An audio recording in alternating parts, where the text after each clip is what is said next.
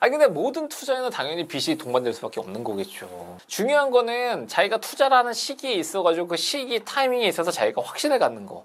그게 제일 중요한 것 같아요. 돈을 번다라고 하는 데 있어가지고 관점을 어쨌든 좀 달리하시는 게 좀 필요할 것 같은데, 그러니까 돈을 버는 데 있어 저도 뭐 제가 돈을 많이 벌어본 사람은 아니지만 돈을 버는 데 있어서 가장 중요한 건 뭐냐면은 내가 얼마나 열심히 살았느냐, 내가 얼마나 성실히 살았느냐, 이건 중요한 관점이 아닌 것 같아. 이건 되게 뭐랄까 농경사회적 관점인 것 같아.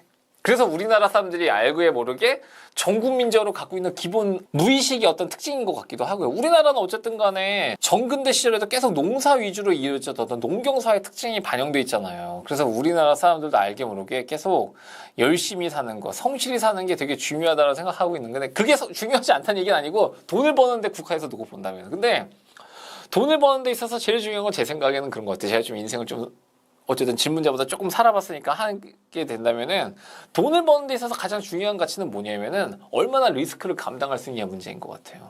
그러니까 우리나라에 비해서 서양 같은 경우에는 상대적으로 큰 돈을 벌었느냐 못 벌었느냐라고 하는 게 그런 거잖아요. 뭐 예를 들어서 콜럼버스가 남들은 다 안 된다고 했는데 항로를 개척하겠다고 해가지고 거기서 떼돈을 버는 방식으로 이제 벌었던 거잖아요. 그러니까 거기서 돈을 벌었던 거는 단순하게 열심히 살았느냐 열심히 살았느냐가 아니라 보통 일반적인 상식에 대해서 반대되는 행동을 한다든지, 그 다음에 모두가 안 될 거라고 했던 거에 대해서 자기가 확신해가지고 던져냈을 때 거기서 크게 돈을 벌었던 거라고. 그러니까 저는 그래서 돈을 버는 데 있어서 큰 돈을 버는 사람들의 특징은 뭐가 있냐면은 얼마나 열심히 살았느냐, 얼마나 성실히 살았느냐, 이게 중요했던 게 아니라 얼마나 리스크를 감당할 수 있었느냐의 문제였던 것 같고, 그런 면에 봤을 때 만약에 지금 이 고민을 던져주신 분께서도 만약에 큰 돈을 벌겠다는 생각 하시게 된다면은 내가 얼마만큼 리스크를 감당할 수 있느냐에 대해서 생각해 보시는 건 중요할 것 같아요. 그런 부분에서 빚을 얼마나 낼 수 있느냐도 사실 되게 중요한 문제가 되는 거겠죠. 다만 위험하냐 위험하지 않느냐에 대해 얘기했을 때 정말 위험하겠죠. 그 위험한 걸 얼마나 감당할 수 있냐 문제란 말이에요. 그러니까 사실 이거는 단순하게 투자 문제뿐만 아니라 사업 얘기도 똑같게 되는 거예요. 그러니까 가끔 가다가 이제 저 아는 뭐 후배들이 저한테 제가 그래도 사업을 하는 게 좋을까요 안 좋을까요 얘기했을 때 보통 무슨 얘기를 하게 되냐면 제가 갖고 있는 뭐 사업 아이템이 이런 게 있고 이 아이템이 얼마나 좋고요 이런 얘기를 하게 되는데, 그건 중요한 게 아니라 보통 얘기하게 되거든요.